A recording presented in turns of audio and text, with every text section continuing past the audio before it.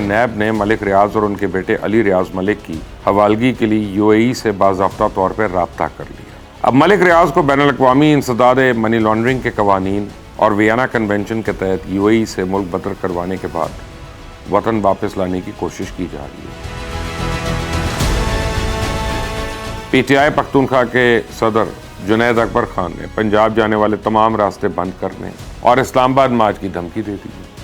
حکومت نے اپنی عددی برتری کے بل بوتے پر پارلیمنٹ سے پی کا ترمیمی بل منظور تو کرا لیا ہے، لیکن اپنی نالائکی کی بدولت ایک اچھے بھلے قانون کو متنازع بنا دیا۔ ہاں جی، بسم اللہ الرحمن الرحیم۔ انتشار کا ایک نیا پلان تیار ہے۔ چڑیل میری خبر لے کے آئی ہے کہ نیب نے ملک ریاض اور ان کے بیٹے علی ریاض ملک کی حوالگی کے لیے UAE سے باضابطہ طور پر رابطہ کر لیا۔ اب ملک ریاض کو بین الاقوامی انسداد منی لانڈرنگ کے قوانین اور ویانا کنونشن کے تحت UAE سے ملک بدر کروانے کے بعد وطن واپس لانے کی کوشش کی جا رہی ہے۔ اب سوال یہ ہے کہ ملک ریاض کے پاس آپشنز ہیں کیا؟ میرا نہیں خیال کہ UAE کے حکمران نیب کی اس درخواست پہ فوری اور کچھ سنجیدہ ایکشن لیں گے۔ تو میرے خیال میں اس سے پہلے کہ UAE کے حکام کسی حتمی نتیجے پہ پہنچے، ملک ریاض دیگر دستیاب آپشنز میں سے کسی ایک کا انتخاب کر لیں گے۔ ہو سکتا ہے وہ UAE کو چھوڑ دیں، یورپ کے کسی اور ملک میں چلے جائیں۔ یورپ میں کئی ایسے ممالک ہیں جو اپنے ملک میں سرمایہ کاری کے عوض آپ کو شہریت کی آفر کر رہے ہوتے ہیں۔ ویسے ان کے پاس ہے، ان کے پاس سینٹ کٹس کی شہریت ہے، اور مشرقی یورپ میں تو کئی ایسے ممالک ہیں جن کے پاکستان کے ساتھ سفارتی تعلقات بھی برائے نام ہیں۔ تو ملک ریاض ان میں سے کسی بھی ایک ملک کا رخ کر سکتے ہیں۔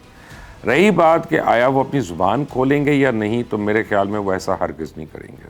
ماضی کی طرح اس مرتبہ بھی نئے سرے سے گفت و شنید ہوگی۔ ہو سکتا ہے جس طرح سپریم کورٹ نے بیریا ٹاؤن کراچی کے معاملات سیٹل کیے تھے، اسی طرح اس معاملے کو بھی عدالتوں کے ذریعے کسی منطقی انجام تک پہنچا دیا جائے۔ میں نے کل ہی آپ کو ایک خبر دی تھی کہ انتشاری ٹولہ نئے سرے سے ملک میں انتشار پھیلانے کی منصوبہ بندی کر رہا ہے، تو اب بلی تھیلے سے باہر آ گئی ہے۔ PTI پختونخوا کے صدر جنید اکبر خان نے پنجاب جانے والے تمام راستے بند کرنے اور اسلام آباد مارچ کی دھمکی دے دی ہے۔ تو جہاں تک بات ہے اسلام آباد مارچ کی، تو یہ بات PTI بھول جائے کہ اسٹیبلشمنٹ ان کو ڈی چوک میں خوش آمدید کہے گی۔ دوسری بات یہ ہے کہ علی امین گنڈا پور کبھی نہیں چاہے گا کہ اس کا مخالف دھڑا کسی احتجاجی تحریک کی قیادت کرے۔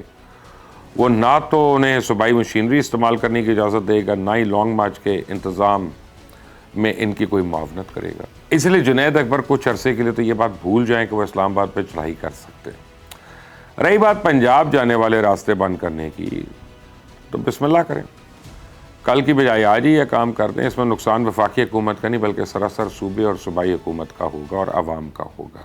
نئے انقلابی جنید اکبر کو کم از کم اتنا تو ادراک ہونا چاہیے کہ اس اقدام سے عمران خان کی تو ریلیف نہیں ملے گا، البتہ صوبے میں پائی جانے والی سیاسی بے چینی میں ضرور اضافہ ہوگا۔ تو جنید اکبر کو شاید پتہ نہیں ہے کہ خیبر پختونخوا کی عوام کو سبزیوں اور اشیاء خوردنوش پنجاب سے جاتی ہیں۔ سڑکیں بند ہو گئیں تو بچے تعلیمی اداروں تک بھی نہیں پہنچ سکیں گے، مریض بھی راولپنڈی اور لاہور کے اسپتالوں میں علاج کے لیے نہیں آ سکیں گے۔ تو جنید اکبر خان نے صوبائی صدر کا عہدہ سنبھالتی علی امین گنڈا پور کی حکومت پر عدم اعتماد کر دیا۔ پارٹی کے صوبائی صدر کی حیثیت سے انہوں نے 2 وزراء سے قلمدان واپس لینے اور اپنی حمایت یافتہ 2 نئے وزراء کی کابینہ میں شمولیت کا اعلان کر دیا۔ تو میں نے کل کہا تھا نا کہ KPK میں PTI کا صفایا ہونے جا رہا ہے۔ صوبائی کابینہ میں اس اکاڑ پچاڑ کے بعد علی امین گنڈا پور اور جنید اکبر کے درمیان اقتدار کی جو رسہ کشی شروع ہوگی، اس سے آنے والے دنوں میں صوبے کا سیاسی منظرنامہ یہ اکثر تبدیل ہوگا۔ حکومت نے اپنی عددی برتری کے بل بوتے پر پارلیمنٹ سے پی کا ترمیمی بل منظور تو کرا لیا ہے، لیکن اپنی نالائکی کی بدولت ایک اچھے بھلے قانون کو متنازع بنا دیا۔ اپوزیشن جماعتوں کو خدشہ ہے کہ اس قانون کی آڑ میں حکومت انہیں نشانہ بنائے گی۔ صحافیوں کا ڈر ہے سیاہ قانون ان سے اظہار کی آزادی چھین لے گا اور اطلاعات پر حکومتی کنٹرول مزید مضبوط ہو جائے گا۔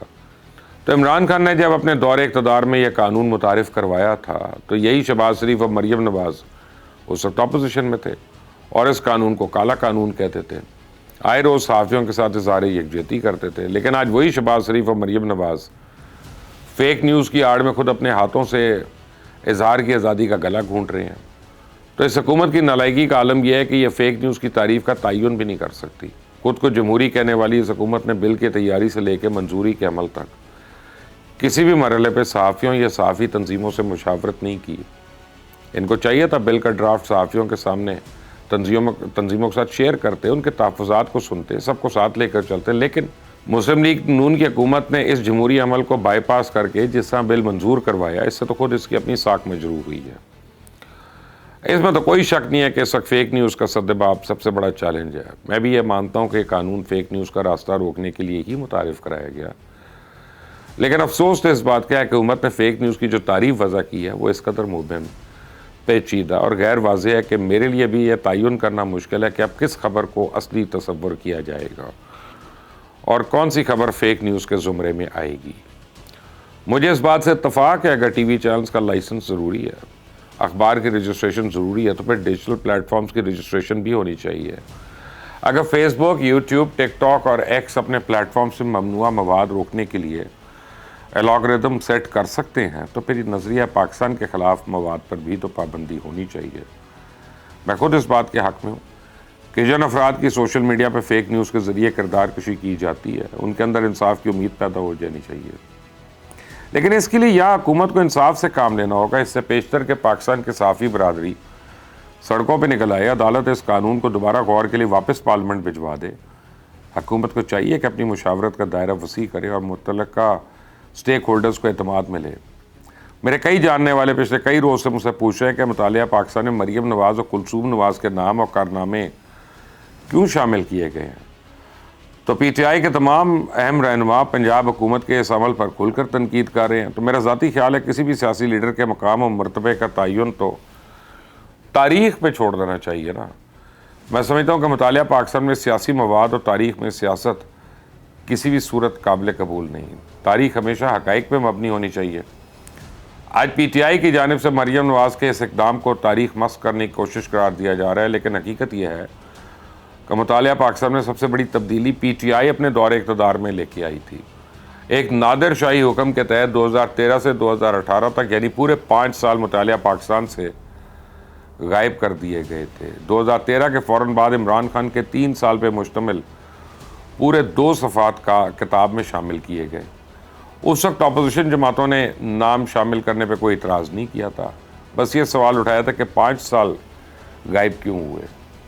تو پی ٹی آئی نے اپنے دور اقتدار میں کس بے رحمی سے تاریخ سے چھیڑ چھاڑ کرتی رہی، اس حوالے سے تو میں آپ کو ایک انٹرسٹنگ بات سناتا ہوں۔ آپ کو یاد ہوگا کہ علی محمد خان نے ایک ٹی وی چینل پہ بیٹھ کے دعویٰ کیا تھا کہ عمران خان کے دادا اکرام اللہ نیازی قرارداد پاکستان کی منظوری کے وقت قائد اعظم کے ساتھ سٹیج پہ موجود تھے، جبکہ تاریخ میں ایسا کوئی نام موجود ہی نہیں۔ تو علی محمد خان نے دعویٰ یہ بھی کیا تھا کہ ان کے دادا پیر محمد خان نے قائد اعظم کے ساتھ جیل کاٹی، حالانکہ قائد اعظم تاریخ میں کبھی گرفتار ہی نہیں ہوئے۔ تو ان دنوں شہباز گل کا بھی ایک قصہ بڑا مشہور ہوا تھا کہ موصوف نے دعویٰ کیا کہ قیام پاکستان کے وقت ان کی نانی ساگ بنا رہی تھیں۔ جو ہی ریڈیو پہ قیام پاکستان کا اعلان ہوا تو انہوں نے ہانڈی وہیں چھوڑی اور پاکستان کا راستہ پکڑ لیا۔ اب ان کو کون سمجھاتا کہ ساگ کی کاشت جو ہے نومبر میں ہوتی ہے بھائی، جبکہ پاکستان تو اگست میں بنا تھا۔ تو ان لوگوں کو یہ بھی نہیں پتا کہ قیام پاکستان کا اعلان رات کو 12 بجے ہوا تھا اور 77 سال پہلے لوگ جلد سونے کے عادی تھے، آدھی رات کو ہانڈی نہیں چڑھاتے تھے۔ یہ نوسر باز ٹولہ شروع دن سے عوام کو شارٹ ٹائم میموری سے فائدہ اٹھا کر تاریخ کو مسخ کرتا چلا آیا ہے، اس لیے تو تاریخ ان کو معاف کرنے کے لیے تیار نہیں ہے۔ اس چینل کو سبسکرائب کریں، بیل آئیکن کو پریس کریں۔ انٹل نیکسٹ ٹائم، اللہ حافظ۔